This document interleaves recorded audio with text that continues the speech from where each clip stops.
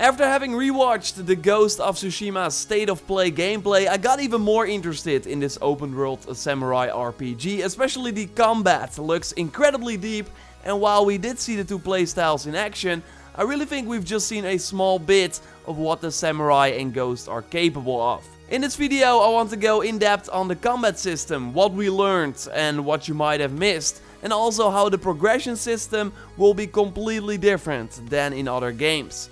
As always, a like on the video would be super appreciated, and let's go. So I still have my May 2020 giveaway running, but I want to do a special Ghost of Tsushima specific giveaway for the digital deluxe edition of the game, and I will give the codes to the winner right before launch, so there's still time to pre-order it in the PlayStation Store in your region. So if you want to participate, just follow the link in the pinned comment for a chance to win. And be sure you are a subscriber of the channel before you enter. And we actually got a better idea of what these bonuses from this edition mean after seeing the gameplay. But let's first talk about that gameplay, and I immediately want to jump to the combat because the exploration actually ties in with this a lot. So they showed how you can take out the same Mongol camp with the two different playstyles, and overall that's of course the story of this game. The Mongols have invaded Tsushima Island, defeated the way smaller army of samurais that was trying to defend it, and you are Jin, one or maybe the only survivor, and now you are trying to fight back these invaders. And you have two ways to do it: the respected samurai way, where you clean your blade of blood after the battle and pay respect to the fallen enemies, or the more dirty way of the ghost, sneaking around, using tools to get an advantage. The ghost looked overall more appealing to me than the more Terminator walk into a camp, counter incoming enemies tactic of the samurai. Although I also think that it depends on how you play these specific play styles, and every play style seems to have different capabilities. We saw two different bows in this gameplay demo. The samurai was using a half bow, so like a regular bow, and we saw that there were at least two different arrow types. Just a regular arrow, and I think this is a fire arrow. And we also have the long bow that zoomed in a little bit more, although I think with R3 you can zoom in even more. And we also saw two completely different arrow types. The heavy arrow that's like a shotgun blast, and something that looked more like an explosive arrow. And it's interesting that the ghost still had the option to switch to the half bow from the looks of it, while the samurai only used that half bow. And the ghost actually has three ranged options, also throw, that would open up a similar menu as we saw for the arrows, but then for tools, like wind chime, that would lure enemies to a certain direction. We see the Mongol now walk up to it, but what is actually interesting is that later on in the demo we saw stealth charms that would have these wind chimes release poison vapors that kill enemies who pick them up. So then you do not have to sneak behind them to take them out with an assassination, like we see Jin do here. A little later we see him use another throw tool called the firecrackers, and they are all limited, like we see a number indicating how many you still have left. And I would imagine that by grabbing resources in the world, as we saw Jin do as well, you can craft these tools. So I think the difference between the firecrackers and the wind chime is that they will pick up the wind chime while they will just look at the firecrackers. And well, this creates a great opportunity for a chain assassination.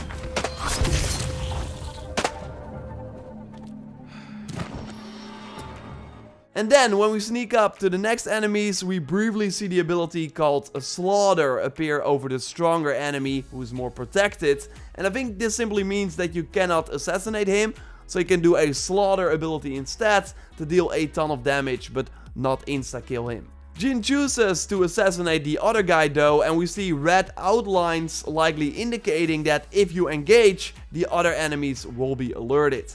And that is what happens, and then we see actually another layer on top of this ghost playstyle. Because maybe you already noticed the kunai icon next to, I think, the health and the energy points. I call them energy points, maybe they're called something else, but you get what I mean, right? Anyway, this indicates what special tool you have active at the time, and now actually he switches to the smoke bomb to stun the enemy, and then you can likely also disappear if you want, but now he uses it to do a nice backstab called Critical Strike. And this is different from the slaughter that we saw before, likely because Jin is now in combat and not in stealth mode anymore. This attack doesn't kill the enemy though, so he switches to the kunai to finish this Mongol off. But it gets even crazier because he uses this tool again, and then 3 knives appear to kill all the 3 approaching enemies. And that was really a thing they talked about back at E3 2018 as well, when I was able to watch this gameplay demo presentation behind closed doors.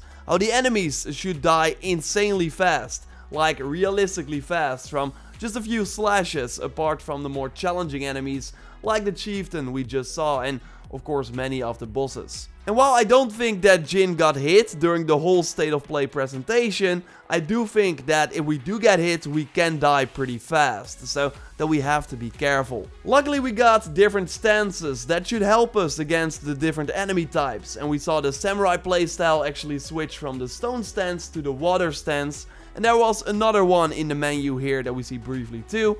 If you got any theories, drop them down in the comments of course. So now Jin holds his sword in a different way, like above his head, and gets in different fighting stances. And it might actually be easier to deflect the incoming arrows this way. And by the way, a cool extra touch is that the enemies duck when archers behind them shoot an arrow. And thanks to Tyler for reaching out to me about this point and many other things via the input@JorRaptor.com email address that you can use as well if you found interesting things about Ghosts of Tsushima, and totally use Ghost of Tsushima in the title of your email when you send me some nice finds. So yes, we already saw a ton of ways to take out the enemies or approach the combat encounter. I would not be surprised if you could actually do something with the lamp that was glowing as well.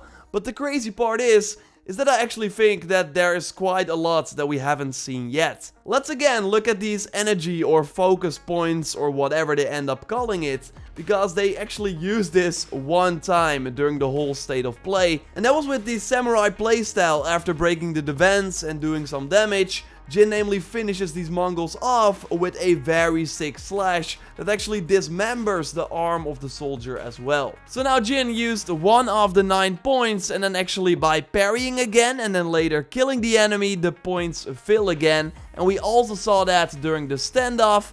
Killing an enemy will fill a point too, but the points were already full in this instance, so nothing really happens. So this player has all these points, but we actually see a special technique that uses these points once during the presentation.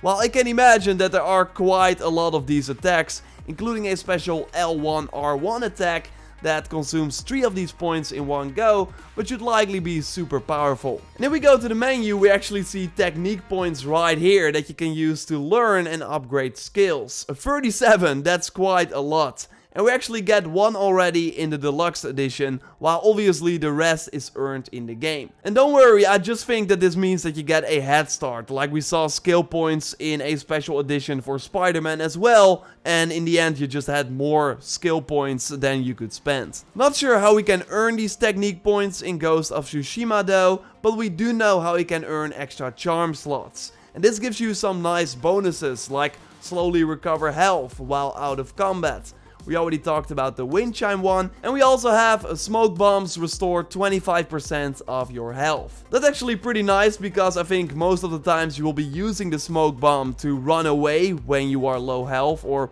in this case of course kill a very powerful enemy. And going back to the menu, we see in the corner earn new charm slots by honoring Inari shrines. And those are the shrines that the foxes in the world will lead us to. And that is of course one of the awesome things they showed, how animals can lead you to secrets. And well, after honoring 3 of those shrines, we unlock a minor charm slot, so you can put another charm on your gear. And there are actually more interesting locations in the world. We saw many question marks on the map, and the one that was visited was a farmstead taken over by Mongols. And I love how apart from the regular objective, you also have this bonus objective that says kill enemies without healing. And I think the heal is the down button here on the D-pad, as we briefly saw one button for guided wind that shows you where you need to go. The other one is for summoning a mount, and then the other one has a healing icon from the looks of it. And what I find interesting about these side objectives, or the objectives in general, is that they seem to be different depending on you being a samurai or a ghost. Like here we have to rescue hostages, something a respectful samurai would do. Or for the shipyard, you had to eliminate the war camp general and have a bonus for using the half bow. While in the ghost playthrough, we only see an objective that is different and also involves destroying things, something I think a samurai would likely not do.